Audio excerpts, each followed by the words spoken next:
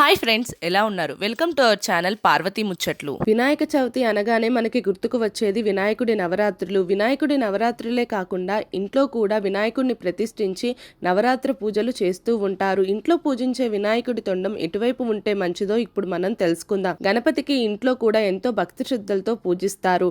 పీట వేసి పాలి కట్టి పండ్లు పూలతో అలంకరిస్తారు. కొంతమంది నవరాత్రులు కూడా ఇంట్లో గణేశుణ్ణి పూజిస్తారు. ఇంట్లోకి తీసుకొచ్చే గణేశుడి విగ్రహం తొండం ఎడమ వైపు ఉండాలి.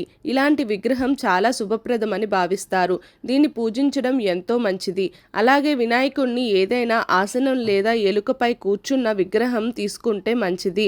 నిల్చున్న భంగిమలో ఉన్న విగ్రహాన్ని తీసుకోకండి.